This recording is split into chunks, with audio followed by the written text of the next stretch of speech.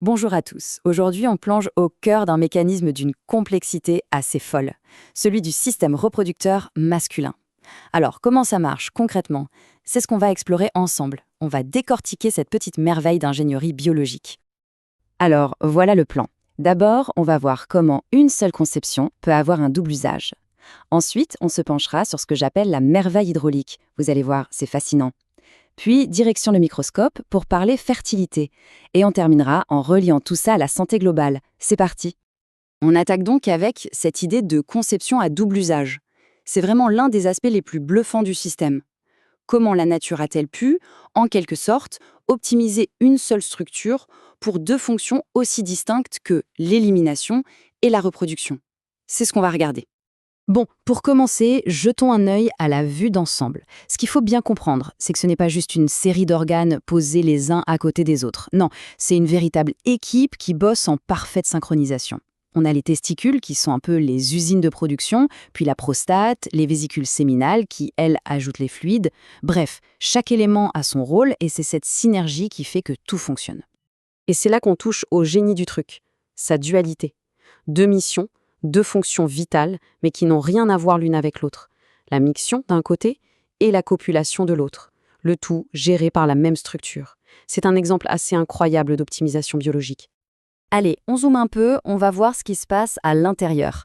Là, on trouve 3 cylindres de tissu. Ce sont eux les vrais moteurs de l'érection.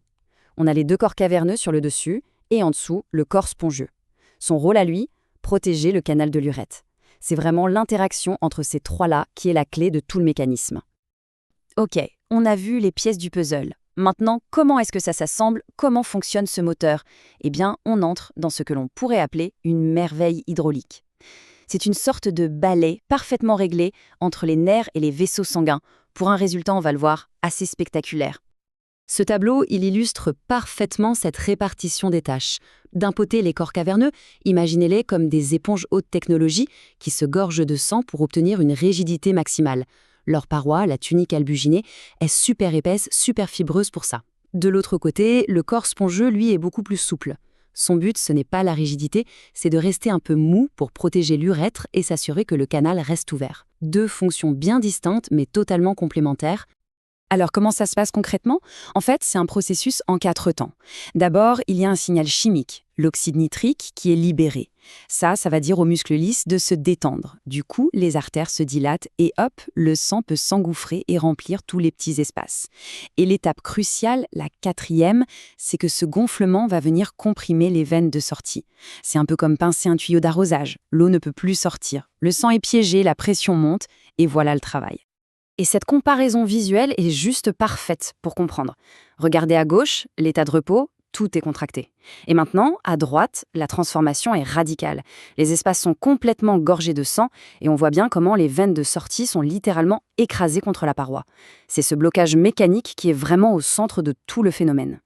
Bon, on a parlé de la mécanique, de l'hydraulique, maintenant passons sous le microscope. On va s'intéresser au produit final, si on peut dire, et surtout à la manière dont la science l'analyse pour évaluer ce qui est au fondement même de la fertilité. Pour ça, l'examen clé, c'est le spermogramme. Et attention, ce n'est pas une simple analyse. Pour que les résultats soient fiables, le protocole est hyper strict, presque une mission scientifique. Chaque détail est crucial. Il y a un délai d'abstinence à respecter pour avoir un échantillon représentatif, le recueil se fait dans des conditions précises, et tout doit être analysé très vite, parce que ces cellules sont incroyablement fragiles. Alors, la toute première étape, c'est ce qu'on appelle l'analyse macroscopique. En gros, on regarde ce qui est visible à l'œil nu. On mesure le volume, on vérifie l'aspect, qui doit être opalescent, on mesure le pH aussi, qui doit être légèrement alcalin pour protéger les spermatozoïdes, et on regarde la liquéfaction, c'est-à-dire le temps que met l'échantillon pour passer de l'état un peu gélatineux à un état liquide. Tout ça doit se faire en moins d'1 heure. Une fois que ça c'est fait, on passe au microscope. Et là, il y a une référence mondiale, une sorte de bible pour tous les labos. Ce sont les critères de l'Organisation mondiale de la santé, la fameuse OMS, dont la dernière version date de 2021. C'est ce standard qui permet à tout le monde de parler le même langage et de savoir ce qu'on considère comme normal. Premier critère clé, la concentration. C'est la densité de spermatozoïdes. Et le seuil, c'est au moins 15 millions par millilitre. Oui, 15 millions par millilitre. C'est une véritable armée et c'est bien sûr la base de tout potentiel de fertilité. Sauf que le nombre, ça ne fait pas tout. Il faut aussi que ça bouge et que ça bouge bien. C'est la mobilité progressive.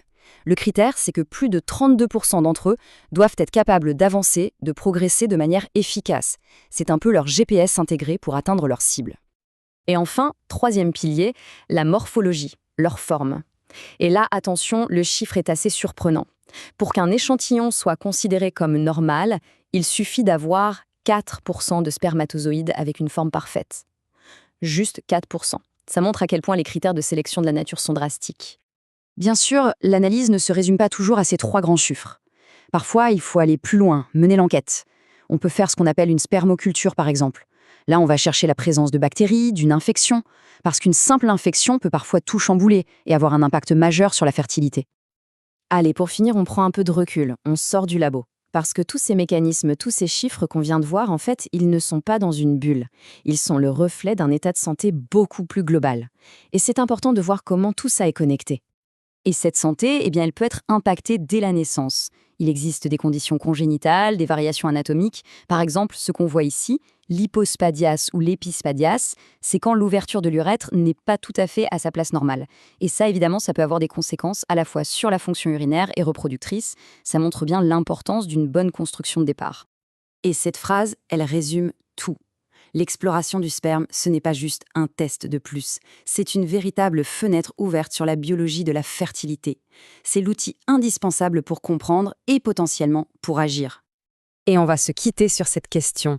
Quand on regarde tout ça, cette mécanique de précision, de l'hydraulique à la biologie cellulaire la plus pointue, on ne peut que se demander comment ce système si complexe met en lumière l'équilibre incroyablement délicat qui est nécessaire à la fertilité humaine. C'est une mécanique à la fois robuste et terriblement fragile.